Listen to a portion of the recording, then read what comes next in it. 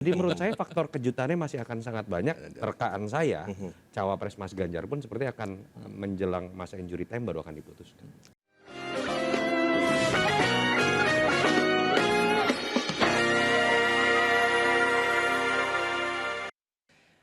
Baik pemirsa, masih bersama kita di Konspirasi Prabu. Jadwal pendaftaran Capres-Cawapres semakin dekat. Publik juga masih menanti-nantikan siapa sesungguhnya pasangan Ganjar Pranowo yang belum juga diungkap sampai saat ini. Koalisi pengusung masih menghitung-hitung siapa pasangan yang paling tepat. Nah, kalau bicara Cawapres Ganjar, sebetulnya ini paling seru. Kenapa? Karena banyak tokoh yang masuk radar. Kita akan bahas hal ini lebih dalam bersama politisi PD Perjuangan, Bang Andreas Pareira, Ketua DPP Partai Perindo Bidang Hukum dan HAM, Kang Tama S. Langgun, serta pengamat politik yang merupakan Direktur Eksekutif Carta Politika Indonesia, Yunarto Wijaya. Selamat malam, Bapak-bapak sekalian. Selamat malam. Kita tanya orang dalam dulu. Ini orang dalam dulu nih. Di dalam bagaimana Bang? Ini konstelasi para cawapres ini nama-namanya makin banyak aja nih kayaknya yang mau merapat ke Ganjar. Awalnya dari berapa ya? Dari 10 Dari ya? 10. Dari 10. Sempat 10. Itu 10 waktu itu Pak Hasto yang bilang ya dan Ibu Mega ya. Mbak Puan. Itu selesai Rakernas itu kan ya pokoknya banyak lah sederet nama. 10. Terus kemudian jadi 5. Jadi 5. Tapi 5-nya udah beda nih. 5 awal sama 5 sekarang udah beda juga. 5 terakhir udah agak beda. Kan bisa aja ada yang masuk, ada yang terpental, ada yang masuk lagi gitu. Ada yang disimpan dulu gitu. Iya, iya. Yang udah pasti kepental saya pikir AHY. Karena kan kalau AHY nggak mungkin dua kaki, dia kan ketum di sebelah begitu kan di Partai Demokrat. Yang lainnya sebetulnya masih punya potensi ya. Kalau Abang gimana ngeliatnya Bang?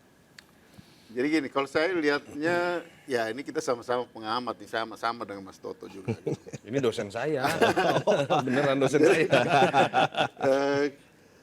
Kalau saya lihatnya sekarang ini kan orang sibuk dengan melihat apa faktor yang mendukung nominasi itu adalah elektabilitas ya. Elektabilitas. Artinya survei. Ya survei. Hasil survei. Hasil survei kuantitatif.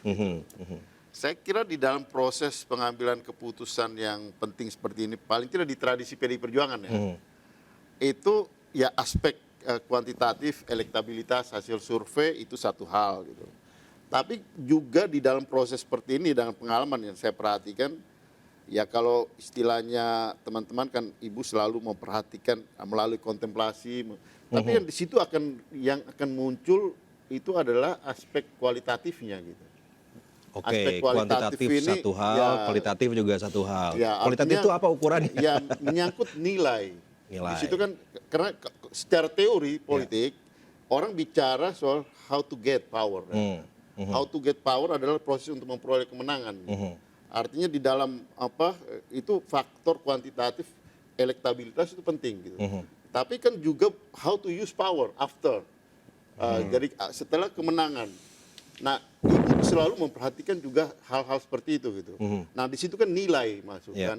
Aspek nilai di sini tentu soal bagaimana kedua figur ini, Capres dan Cawapres itu ke depan gimana. Tapi kalau bicara 5 nama yang diucapkan oleh Mbak Puan ya, siapa saja? Ada Pak Erick Thohir, Pak Sandiaga Uno, Pak Andika, Pak Mahfud MD. Pak Mahfud MD. Satu lagi lupa saya. Ridwan Kamil kan sudah di sana. Pak Ridwan Kamil. Walaupun sebenarnya RK kalau gitu masih ada chance ya. Kalau kita lihat dari aspek how to get itu penting. Itu penting gitu di dalam proses ini gitu. Nah, di sinilah kalau kita perhatikan bisa jadi ya mungkin nama yang belum pernah muncul di permukaan. Tidak sangat kalau muncul. Belum pernah muncul kenapa Mbak Puan artinya tidak sangat di publik? Muncul gitu. Mbak Puan kan juga sempat singgung juga soal itu kan. Artinya bisa jadi ya di dalam situasi seperti ini ada opportunity lain yang bisa juga muncul di dalam proses ya ketika mempertimbangkan Erick Thohir satu lagi. Erick Thohir ya, yang Mbak Puan sebutkan ya. Ya. 5. Ya, siapa aja? Dari Erick Thohir, Sandiaga Uno, Pak Mahfud MD, Andika Perkasa, Ridwan Kamil. Bukan Ridwan Kamil. Ya, cuman Lupa 4. lagi. Seingat saya cuma 4. Lagi 4. Cuma 4 ya? Cuma 4 Loh, tanggal 18. ada kemajuan yang terakhir dari yang Papua. 10, 5 jadi 4. Ada kemajuan. Tanggal 18 kemarin ya. Kemajuan. Makin mengerucut, Iya. makin mengerucut. Walaupun saya masih tetap pengen masukin nama RK karena menurut saya RK masih punya skenario kayak JK dulu loh. Ya nggak? Mas Toto, Ya, tapi mungkin coba ke Mas Tama dulu. Ke deh. partai dulu. Karena partai dulu. Ini kan partai pengusung, punya infonya kan lebih dalam nih. Gimana? Kalau soal info tentu kan itu pembicaraan di tingkatan sekjen ya, Ya. Sekjen, ketua partai. Tapi kan sama sekjen suka ngopi juga, pasti tahu juga lah. Itu pasti ya. Tapi kalau kita lihat kan dari namanya itu Kang Prabu ya, seingat saya Mbak Puan tuh sampaikan tanggal 18 kemarin ya. Ada Erick Thohir, terus kemudian ada Andika Perkasa, Sandiaga Uno, satu lagi sama Prof Mahfud MD. Masih 4 Jadi berarti. 4, Ya. seingat saya 4. Tapi disebutinnya 5. Berarti 5 ya? memang ada satu Mr. X yang bisa jadi kejutan yang ada. Apakah di RT kan saya nggak tahu juga. Cuma Bisa jadi, ya, bisa jadi. cuma kalau keterangan sendiri dari Mbak Puan kan sampaikan ya beberapa nama sudah dicoret karena sudah ada di koalisi partai sebelah. Kira-kira kan begitu. Jadi itu menjadi pertimbangan. Tapi saya nggak tahu. Tentu saja kan pembicaraan ini kan baru dimulai ya dan sedang berjalan gitu ya. Jadi kita nggak tahu bagaimana hasilnya. Tapi 4 tentu nama saja- itu memang dibicarakan di antar partai. Ya, saya rasa itu karena itu kan juga muncul ya disampaikan resmi oleh Mbak Puan ya kemarin dalam beberapa kali pertemuan. Dan dalam pembahasan saya rasa juga sudah mulai kelihatan kalau dilihat dari beberapa nama-nama yang muncul tadi. Kan kita akan lihat, kita sesuaikan juga dengan kebutuhan, dengan keinginan partai dan nilai-nilai yang tadi Bang Andreas sampaikan juga soal secara kualitatif itu seperti apa, kan begitu. Paling nama yang sudah muncul kalau Pak Andika ya mungkin, tapi kan dia juga sudah di TPN ya. TPN, Wakil ketua. Terus kemudian Wakil nama ketua masih lain bisa juga misalnya- jadi wapres, bisa masih mungkin juga, katanya masih mungkin. Kalau Kemudian RK juga aja bisa gitu. RK aja bisa, RK aja bisa, betul. bisa. Ada nama Erick Thohir yang juga ada namanya di koalisi Mas Ganjar, ada juga di koalisi Prabowo. Seingat saya namanya Betul. juga muncul. Apalagi kan? PAN-nya kan di sebelah sana. PAN-nya di sebelah sana. Terus kemudian ada nama seperti misalnya Prof Mahfud itu juga muncul. Ya. Yang terakhir ada Sandiaga Uno. Ya. Kalau kita lihat Kalau Erick Thohir itu PAN-nya atau Erick Thohirnya gitu.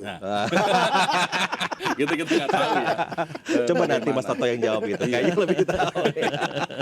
Tapi kalau lihat dari 4 ya yang terlihat ini mungkin pandangan pribadi ya karena saya sendiri belum bicara secara serius ya dengan di pimpinan partai.